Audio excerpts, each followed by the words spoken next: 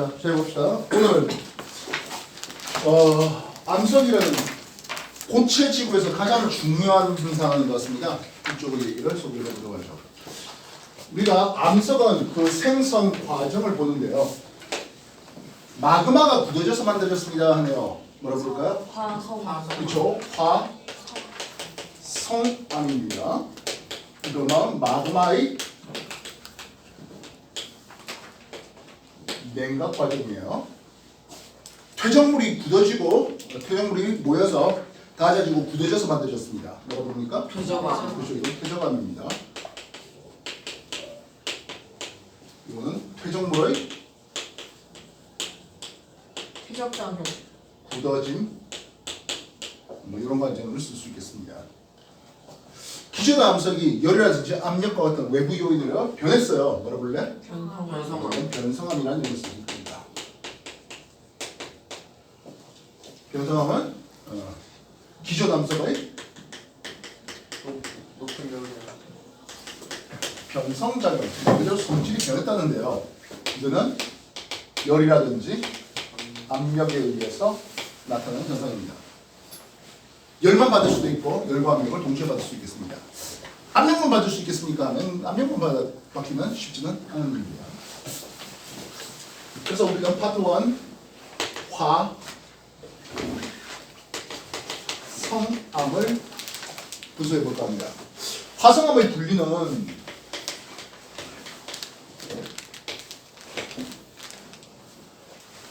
지표 근처에서 빠르게 굳어졌어요 하겠네요. 화산이라는 이름이 있습니다. 이 화산암은 지표 근처에서 빠른 냉각을 통해서 굳어지다 보니까 결정이 굵직굵직하게 자랄 수가 없어요. 그래서 세립지라는 이름을 씁니다. 그리고 이게 지표 근처에서 빨리 냉각되다 보니까요, 부피 수축이 일어나요. 큰 돌에 한꺼번에 천천히 이렇게 수축해서 조그만 부분이 육각형의 기둥 형태로 쪼개져 있네요. 그래서 기둥 주자 씁니다. 주상절리. 제주도 여행 가면 거의 뭐 주상절리 구경하는 거 한 번씩은 해봤을 것 같습니다. 제주도 뭐 중문당인가요? 그쪽에서 대표 요인 주상절리가 나타나고 있죠. 반면 지하 깊숙한 곳에서 천천히 식었어요. 깊을 심자 씁니다. 깊을 심, 심성암이라는 이름을 쓰네요. 지하 깊은 곳에서 천천히 마그마가 냉각되었습니다. 그러다 보니까 결정이 굵직굵직하게 자랄 시간이 있네요. 그래서 결정을 보니까 결정 구조가 굵직굵직하게 많아서 거칠 좁잡습니다. 조립지라는 이름을 쓰고요. 문제는 이게 지하 깊은 곳에 있었단 말입니다. 근데 지금 우리가 본다는 뜻은 그 위쪽에 있는 놈들이 걷어지면서 융기됐어요. 지하 깊은 곳은 압력이 컸죠. 네. 압력이 컸는데 이제 위에 걷어지면서 압력이 작은 지상에 드러나다 보니까 팽창. 부피 팽창이 일어나요. 그러다 보니까 이 균일하게 팽창되지 못하다 보니까 판때기 모양 뚝뚝 떨어지네요. 이걸 우리는 판상 전리라는 이름을 쓰고요. 언니. 나중에 풍화작용을 보면 이런 판상전리가 생기는 것을 우리는 박리작용, 박리작용이라는 이름을 씁니다. 얇게 벗겨진다는 뜻이에요. 나중에 지구과학 2에 들어가면 화성암과 심성암 사이에 반심성암을 하나 더 얹어서 공부하게 됩니다. 그렇게 결정의 어떤 구조로서 세립지를 가지겠습니까? 또는 조립지를 가지겠습니까에 따라서 화산암과 심성암으로 그렇게 구분해 보고 있습니다. 또 다른 분류 기준이 하나 있을 텐데요. 뭐죠? 색. 그렇죠. 색을 가지고 바뀝니다. 상대적으로 어두운가요? 아니면 밝은가요?로 구분되고 있습니다. 이건 앞에서 소개 한번 됐던 건데요. SiO2 이산화탄소 함량이 많을수록 밝은되겠고요. SiO2 함량이 상대적으로 적을수록 어둡습니다. 100% SiO2로만 된다는 뜻은 석영 얘기할 수 있겠고요. 여기에 약간 알루미늄이 들어간다면 장석 이런 놈들을 볼 수 있겠죠. 즉 석영 장석이 좀 더 많은 부분들은 밝게 나올 것이겠고 그렇지 않다면 어두운 놈으로 나오게 됩니다. 뭐 중학교 때도 그렇겠고 고등학교 교과에서 가장 중요한 건 어두운 화산암과 밝은 심성암 요 두 개가 가장 중요한 것 같네요. 어두운 화산암 이름 뭐예요? 현무암. 그렇죠. 여기는 현무암이에요. 밝은 심성암 이쪽은요? 강암. 강암입니다. 참고로 화성암 할 때 화자는 불화자예요. 불화자예요. 네. 화산암 할 때 화자도 마찬가지 불화자예요. 반면 화강암 할 때 화자는 델화. 꽃화자입니다. 네. 꽃화자입니다. 어딜 봐서? 예뻐서. 그렇죠. 예뻐서 말입니다. 꽃 화자 쓰는 화강암 됩니다. 화강을 이루는 주요 광물 뭐가 있다고? 석영, 장석. 흑음모. 장석, 흑음모. 예 그렇죠. 흑음모가 소양 있네요. 흑음모가 다량 있는 거 아니에요? 아주 큰 소량이 있어요. 여기까지 정리해 주실까요?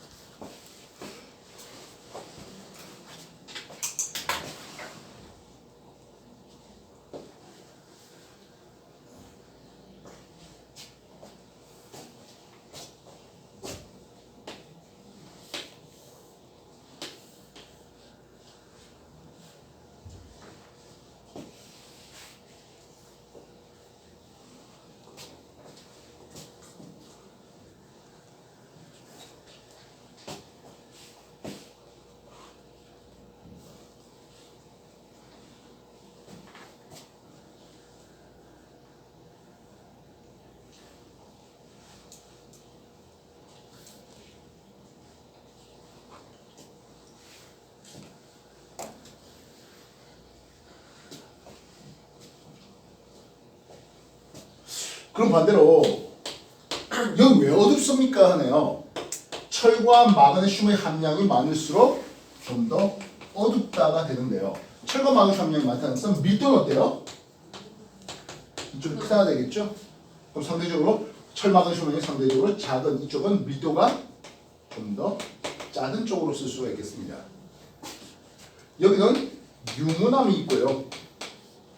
현무암과 유문암 사이 정도의 성질로서 안산암이 있습니다. 참고로 안산이라 불러주는 놈은요 안대산맥을 얘기하는 거예요. 안데스 산맥이 많아요. 안대산맥에서 많이 발견되는 암석이라서 안산암이라는 이름을 씁니다. 되게 단순하게 짓네요. 예, 그렇죠. 그래서 안대산맥을 안대산을 그 한자로 옮기는 과정에서 안산이라고 이렇게 옮긴 거예요. 진짜예요. 여기는 성로감이 있고 여기가 반려암이 있습니다. 뭐 근데 가장 중요한 건 아무래도 현무암과 암암 쪽이 되겠죠. 그래서 이쪽에서는 휘석, 각섬석 이런 것들이 감람암. 각. 각섬석, 감람암 계열 이런 것들이 좀 더 많이 있다 하는 거죠. 확인됐습니까? 네. 설명해 주십시오.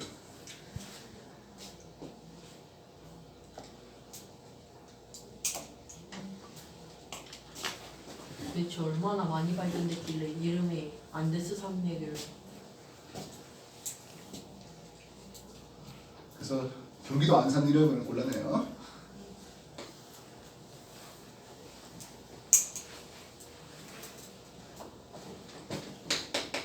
두 번째, 퇴적암을 보도록 하죠.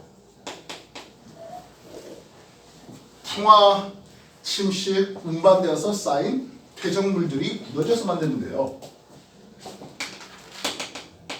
쇠설성 퇴적암이라는 이름을 쓸게요. 쇠설성 퇴적암은 말 그대로 풍화, 침식, 운반된 것들이 굳어져 쌓인 건데요. 자갈 베이스가 모래하고 진흙하고 이런 것들이 섞여서 만듭니다. 자갈을 한자로 자갈 력자를 쓰거든요. 력. 아. 그래서 역암. 부음 법칙에서 역암이라는 이름을 씁니다. 모래 사자를 쓰죠. 네. 모래사 사암됩니다. 영어도 샌드스톤이에요. 진흙 이양. 한자어로 진흙 니자를 쓰는데 진흙 니 알겠습니까? 예, 니. 근데 두음 법칙 하다 보니까 이암 이항보다 조금 더 입자의 크기가 가늘다 하면 쉐일. 쉐일이라는 이름을 씁니다. 요즘엔 이항은 거의 안 나오는 것 같네요. 그냥 쉐일로 통칭하는 것 같습니다. 되겠습니까? 제주도 가셔서 자주 보는 암석 중에 하나가 제주도에 물론 현무암도 잔뜩 있겠습니다만은 화산재가 쌓였어요. 화산재, 은혜야. 그렇죠? 재를 한자로 쓰면은 응. 회자가 됩니다. 은은 왜? 회색이잖아요. 재의 색깔이잖아요. 아. 이 옷 색깔이 회색이잖아요. 재의 색깔이에요. 알겠어요? 은은 뭐예요? 응고되었다, 아. 굳어졌다. 그래서 은회암입니다. 알겠습니까? 물론 여러분한테 한자 자체를 외우라는 뜻은 아닙니다만은 회자의 의미가 재의 색깔. 알겠어요? 실제로 회자 한자로 쓰면 아궁이에 불 이렇게 되거든요. 아궁이에 불 타고 남은 나무의 색깔, 재의 색깔 이렇게 돼요. 한자를 외우라는 뜻은 아니고 응회암 할 때 회자가 재회자. 그래서 우리가 회색이다 할 때 그 회자. 알겠습니까? 네. 그거 외에 쇠설성 퇴적암이 이때 가장 중요한데요. 그래서 보통 강에서 이렇게 흘러오다 보면 좀 상당히 얕은 쪽은 자갈들이 머리까지 못 가죠. 여감이 중간 정도에는 3이 아주 먼 바다 되면 이양. 이양 쉐일. 쉐일이 그렇게 오는 것을 볼 수 있습니다. 나중에 학년 더 올라가면 이런 놈들이 이제 융기되냐 침강되냐. 그래서 좀 중간 바다가 갑자기 얕은 바다가 됐습니까? 또는 훨씬 더 깊은 바다가 됐습니까? 이런 얘기들로 또 소개될 수 있겠습니다. 그 외 화학적 퇴적암과 유기적 퇴적암이 있는데요. 대표적으로 화학적 퇴적암, 여러분 사해 아시죠? 사해. 네. 그게 보면 염분이 너무 높다 보니까 소금 결정이 만들어지고 나중에 그것들이 완전히 다 증발되면 소금 결정만 남을 것 같습니다. 암염이나 유기적 퇴적암, 조개 껍질 주로 탄산칼슘 베이스잖아요. 산호 주로 탄산칼슘 베이스잖아요. 그죠? 그 탄산칼슘들이 점점이 굳어져서 만들어졌어요. 석회암, 그렇죠. 석회암 같은 것들.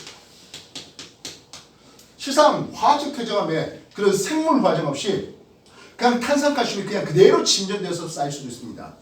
그런 석회암도 있고요. 뭐 처트 해석하는 그런 것들도 더 있습니다만은 일단 이 정도만 기억해 놓겠습니다. 퇴적암에서 다른 암석, 화성암, 변성암에는 안 나오는 퇴적암만의 고유한 특징이 있어요. 뭘까요? 층리. 층리와 더 중요한 화석. 그렇죠. 화석이 있죠. 이 층리. 어떤 화석을 발견했다는 것은 퇴적암이어야만 가능하겠네요. 물론 이제 화석 들어가면 이제 나중에 지지세를 구분할 수 있는 시대를 구분할 수 있는 탄소 연대 측정. 표준 화석과 그 퇴적할 당시의 환경을 알려줄 수 있는 기대 화석. 시상 화석이 말입니다. 어떻게 틀리지? 나중에 뭐 화석은 표준 화석이라는 놈과 시상 화석으로 부릅니다. 여기도 유준쌤 방에 가니까 각종 표준 화석들을 많이 써놨던데요. 네. 성칸브레아 때 고생대, 중생대, 신생대 표준 화석들 써놨잖아요. 그래요? 고생대의 표준 화석 하면 삼엽초, 중생대는 공룡, 암모나이트, 신생대면 메머드라든지 뭐 이런 것들 한번 써놨던 거잖아요. 그런 게 있었어요. 있었긴 나중에 수업 끝나고 유쌤 방에 한번 가셔서 한번 보세요. 예, 다시 한 번 더. 퇴적암에서는 층리와 화석을 구분할 수가 있겠고요. 아직 여러분 쇠페이드 2F는 소개되지 않습니다만 다섯 번째 퇴적 구조가 나와요. 퇴적 구조라는 것은 연은이라든지 사층리, 점이층리, 건열 이런 것들인데요. 퇴적될 당시의 그 환경에 대한 정보도 알려줍니다. 이거는 언제? 나중에. 그죠. 3F에서 가르치게 될 것이라고요. 알겠습니까? 정리해 주실까요? 3F 되면 이것도 중요하지만 이런 것들을 매우 중요하게 따지게 될 것이라고요. 그래서 말하고 멸질멸질하게 비워넣으라고요. 다음번에 3F 들어와서 퇴적함할 때 이런 것들이 어차피 처음에 다시 쓰이게 된다고요. 근데 이거 또 쓸 이유가 없잖아. 그래서 널널하게 써놓고 빈자리 남겨놓고 그 다음에 퇴적 구조 이런 게 있다 하면서 그때 또 엎어 쓰라고요. 지금 당장 여러분한테 이거 퇴적 구조까지 다 쓸 수는 없는 부분이라고요. 알겠어? 그렇게 공부를 확장해 나가는 과정이에요.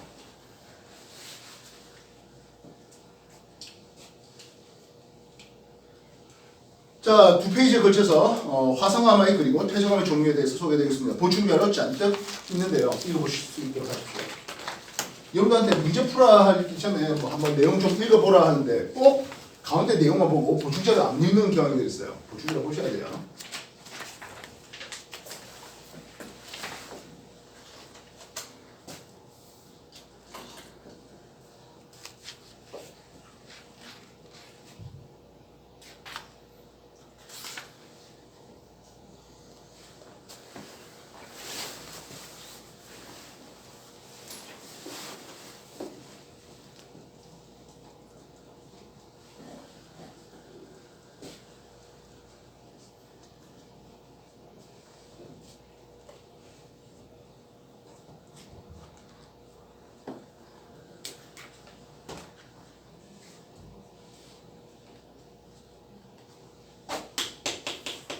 기존암석이 열이라든지 압력에 의해서 변화된다고요? 그럼 이는 뭐야?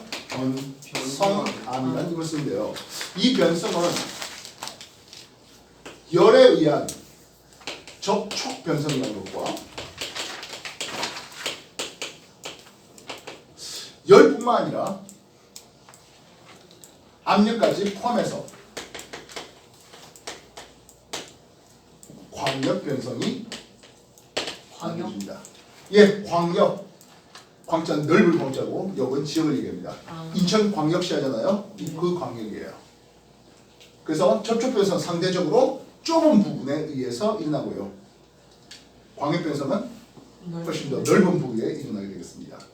예를 들어서 퇴적 지층이 이렇게 있네요.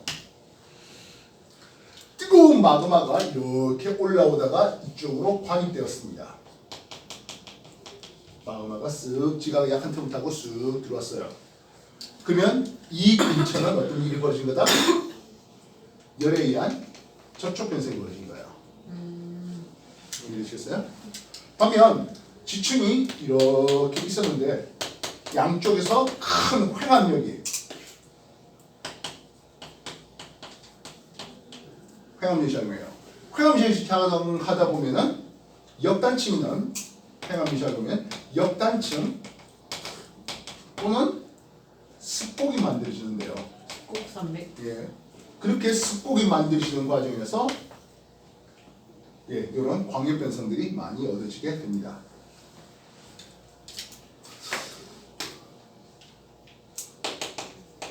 쉐일이 접촉 변성을 받았대요. 그러면은 홈펠스 구조라는 이름을 쓰는데요. 자, 기존에 쉐일은 즉 진흙은 이런 퇴적암은 풍화에 강할까요? 약할까요? 약해요. 약하죠. 근데 열을 받아서 살짝 녹았다가 다시 굳어지잖아요. 그럼 상대적으로 쉐일에 비해서 홈펠스 구조는 좀 더 단단하겠고 좀 더 풍화에 강한 것을 볼 수가 있겠습니다. 만약 쉐일이 광역 변성을 받으면 하겠습니다. 그때는 편암을 거쳐서 편마음까지 내려가게 되겠습니다. 뭐 중간에 전파는 적기도 하는데 뭐 그건 중요한 건 아니고요. 그리고 이 편자 쓴다고 했는데요. 편자 한쪽에 치우친 거 편애하다 하는 그죠? 그때 편자 들어가면 다 광역 변성이라고 보시면 돼요. 알겠습니까? 네. 그리고 기존 암석이 4암이에요. 4암은 접촉 변성 및 광역 변성을 통해서 규암이 되는데요. 흔히 말하는 뭐 차돌 같은 것들이 되는 거예요. 석회암도 접촉 및 광역 변성을 통해서 대리항이 됩니다. 결국엔 쉘만 이 두 개를 좀 구분해 주시면 되겠고 나머지 사항과 석회암은 뭐 접촉 변성을 통해서도 또는 광역 변성을 통해서도 하는데요. 다만 규함을 봤는데 어떤 규함에 이런 습곡 구조가 보이는데 라고 한다면 광역. 광역 변성을 받은 거고 그런 거 없는데 하면 접촉 변성이겠거니 생각하면 되겠습니다. 여러분들 이 Q자 할 때 Q자가 무슨 Q자일까요?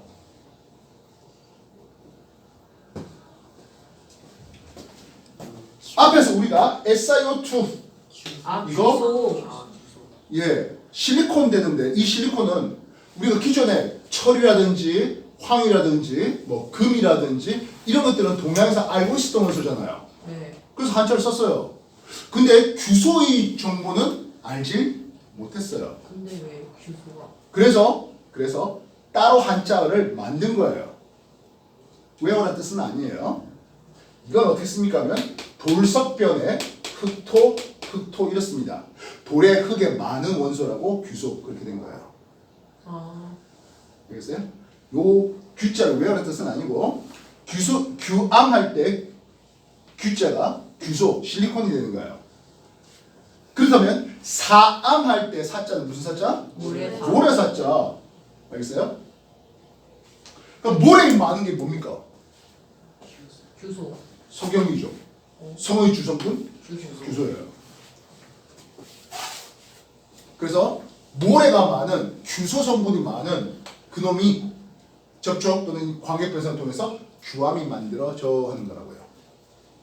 이해됐어요? 정리해 주십시오.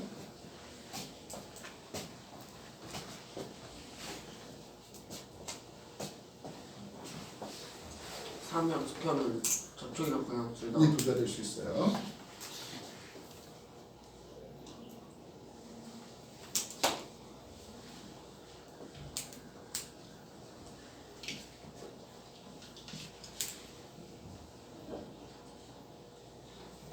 주소는 왜 새로운 한자를 만들었을까요? 기존에 없었으니까. 다른 거는 근데 안 마그마 이거 한자는 없어요. 예? 어떻게 표현? 그래서 마그마라고 그냥 그대로 써요. 즉 아 우리는 용암은 알았죠. 네. 용암은 뭐였어? 라바죠. 다만 그 용암은 지각을 뚫고 튀어나오는 암석이 녹은 그런 액체 물질인데요. 그보다 더 깊이 있는 마그마의 존재는 동양에서는 옛날엔 몰랐다고요. 그래서 그게 맞춰서 외국에서 마그마로 적어놨는데 그걸 적당히 한자어로 옮긴 사례도 있고 그러지 못한 사례도 있어요. 나중에. 이해됐어? 네. 무조건 옮기면 참으로 좋겠습니다만 그러지 못하잖아요. 그래서 버스는 그냥 그대로 버스 쓰고 있잖아요. 탱크도 그대로 탱크 쓰고 있어요. 반면 한자어로 바꿔 쓰는 것들도 얼마든지 있는 부분이고요.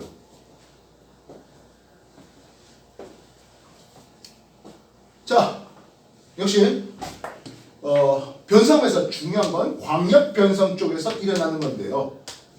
염리라는 놈이 중요한 용어가 되겠네요. 이 염리는 압력 방향과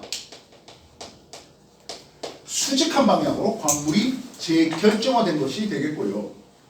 이 염리가 특히 편망 과정에서 넘어가면 염리가 넘어가면 이쪽은 편리라는 힘을 쓰고 이 편리가 너무 심해지면 편마 리. 구조까지 내려가게 됩니다. 즉 염리는 돌 안에서 조그맣게 보이는 광물들이 광물들이 압력방에 수직으로 재정렬된 것들 얘기하는데 그게 너무 결정이 굵직굵직하게 되면은 편리 너무 심해갖고 암석 전체가 이렇게 돼버리면 편마 구조한다고요. 알겠어요? 역보다는 편자가 구조자가 더 커지는 규모 형태로 생각하시면 됩니다. 알겠습니까? 그래서 변성함에서는 광역 변성, 염리, 편리, 편마 구조. 그래서 편자 들어가면 무조건 광역 변성이라고 생각하면 되겠습니다. 알겠어요? 네. 실상 이거 말고도 현무암이 변성 작용을 받아서 또는 화강암이 변성장을 받아서 저런 편마암 계열, 즉 뭐 화강 편마암이라든지 이런 식으로 용어가 넘어가게 되는 게 있는데요. 지금은 그냥 퉁쳐서 다 편마암 하셔도 괜찮습니다. 알겠습니까? 특히 이런 편마암들은 또는 광역 변성을 받은 놈들은 접촉 변성만 받아도 단단해지는데 광역 변성을 받으면 얼마나 단단해지겠습니까 하는 거예요. 이해되시겠어? 광역 변성 작용을 받으면 전체적으로 압력을 받아주면서 그 안에 결합력을 약하게 만드는 빈 공간 이런 것들이 빠져나가고요. 또한 살짝 녹는 과정에서 광물들의 결합력이 훨씬 더 단단해지겠고요. 그래서 우리나라에는 전 세계적으로 꽤 오래된 암석들은 다들 이런 편마암 계열들이 되는데요. 우리나라에도 가장 오래된 암석이 인천 앞바다 대이적도가 있는데요. 거기에 22억 년 된 것들 모두 다 이런 변성작용을 받은 놈들, 변성암들이에요. 알겠습니까? 실상 한반도에 제일 많은 암석도 역시 변성암 계열입니다. 한반도에 대략 40% 정도의 변성암이 있고요. 한 30% 정도는 퇴적암입니다. 아니지? 화성암입니다. 그럼 나머지 35%가 돼요. 25% 정도는 퇴적암입니다. 그래서 한반도에 제일 많은 것은 변성암인데 이 변성암은 선캄브리아 시대의 변성암이에요. 그러니까 우리나라 땅덩어리 40%, 한반도의 땅덩어리 40%는 벌써 22억 년 전부터 그렇게 돌 암석이 남아있던 거예요. 그렇게 킹화되고도 남아있는 놈들이라는 얘기죠.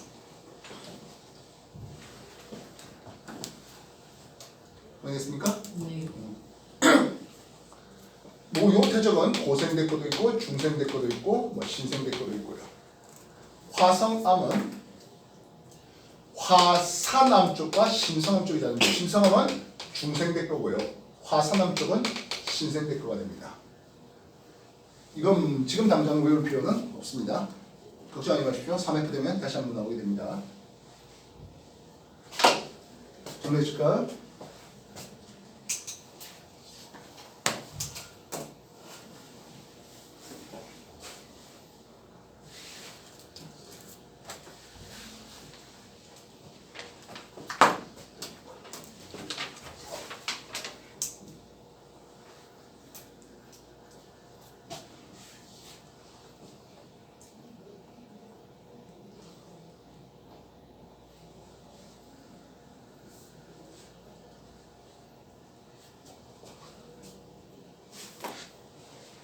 지구란 놈은요, 외부에서 에너지가 들어와서 지구 역시 에너지를 방출합니다. 다시 말하면 에너지는 들어와서 나가는, 에너지는 흐름, 에너지는 흘러가는 존재입니다. 지구에 에너지가 들어왔다가 여러 가지 일들을 하고 에너지가 바깥으로 다시 빠져나갑니다. 들어오는 에너지와 나가는 에너지의 크기는 거의 같습니다. 반면 머티리얼, 물질이라고 하는 놈들인데요. 이 물질은 이 안에서 계속 다른 걸로 변화됩니다. 알겠습니까? 그래서 물질은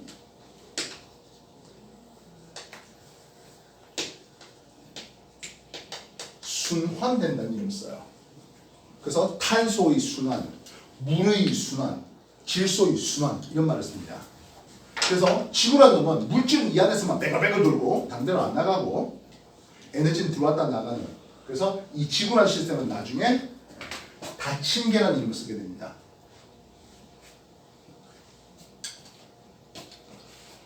그렇다면 이 지구의 에너지는 하는데요. 지구의 에너지는 크게 태양에서 오는 태양 복사 에너지, 지구에서 일어나는 엔간한 일의 99.99% 이상은 태양 복사 에너지 때문에 일어납니다. 문제는 태양 복사 에너지가 아닌 에너지가 두 개가 있어요. 바로 지구 내부 에너지, 지구가 만들어질 때 미행성질이 충돌하면서 열이 공급되는 것들이 있겠고요. 다음에 뭐 칼륨이라든지 우라늄 같은 이런 방사성 원소가 붕괴되는 열에 의해서 만들어지는 지구 내부에 되는 게 있습니다. 그리고 다른 인력으로 인해서 밀물 및 썰물이 만들어지잖아요. 그런 것을 우리는 조석 현상이라는 이름을 쓰는데요. 조력 에너지라는 이름을 씁니다. 마그마의 냉각이면 얘는 태양 복사 에너지, 지구 내부 에너지, 조력 에너지 주로 어떤 에너지에 의한 겁니까? 지구 태양 복사이기 때문에 마그마가 만들어질까요? 지구 내부. 지구 내부. 이건 지구 내부 에너지예요. 그래서 화성암에 만들어진 과정은 지구 내부 에너지에 의한 겁니다. 그 다음에 퇴적암이 만들어지려고 해요. 퇴적암이 만들어지겠다는 것은 기존의 암석이 풍화 침식을 받아야 되잖아요. 그리고 운반을 받아야 되겠고 그때 다져지는 자기들이 있어야 됩니다. 태양 복사. 그렇죠. 아무래도 태양 복사 에너지가 가장 큰 역할을 해야 될 것이겠습니다.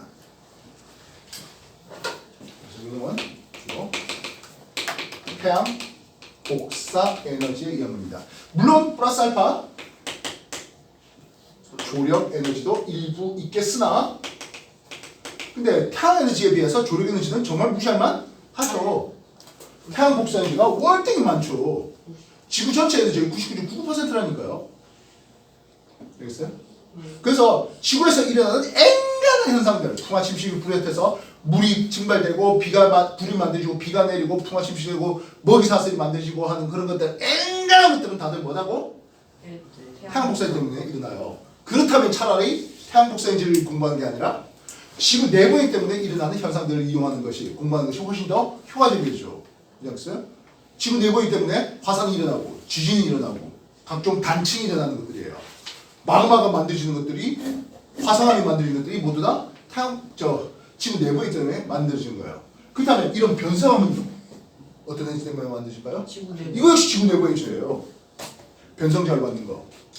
나중에 친환경 에너지, 재생 가능한 에너지라는 이름을 쓰는데요.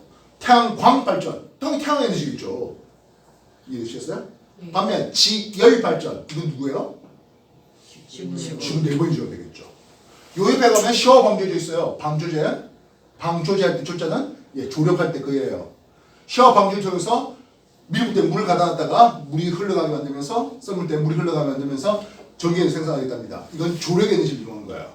알겠어요? 네. 방파제는 파도 치는 것을 방지한다는 건데요. 방파제는 태양 에너지 때문에 파도 치는 반면 방조제는 조력 에너지 때문에 밀물선을 오르는 그것을 방지하는 것들이에요. 알겠어? 어떻게 막아요?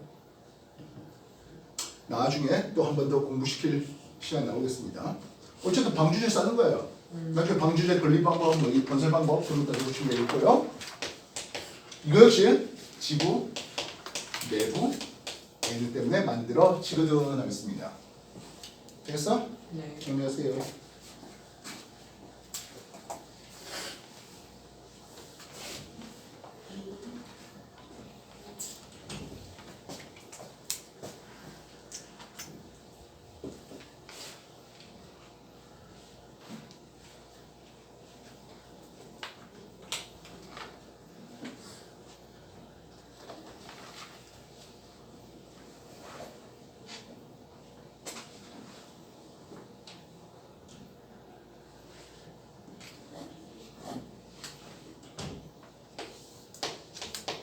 마그마가 있어요.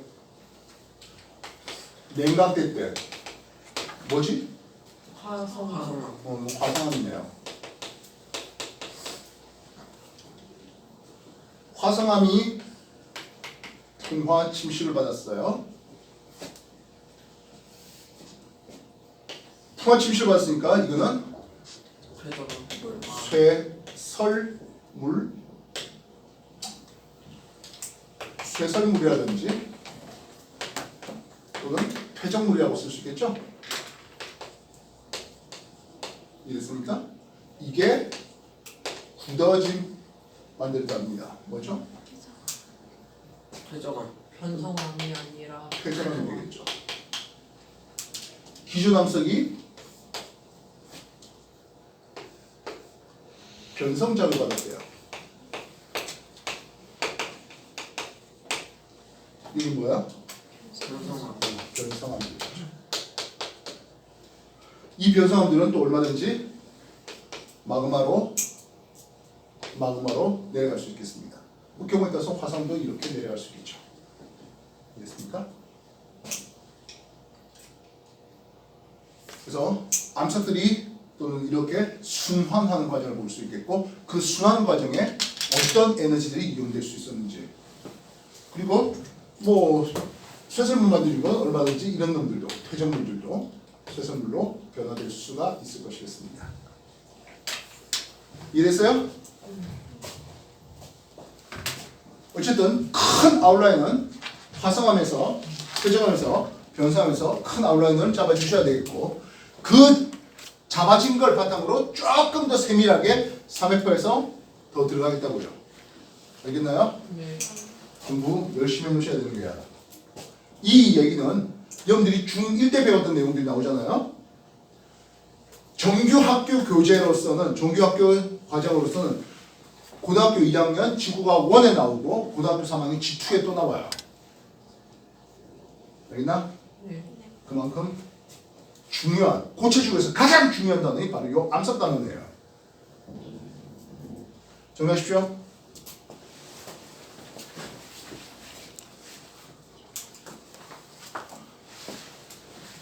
정리가 다 된 학생들은 이제 그 밑에 짜잘한 문제들이 남아있죠. 뒤쪽으로 남아있는데요. 쭉쭉 문제 풀어나가면 됩니다. 알겠습니까?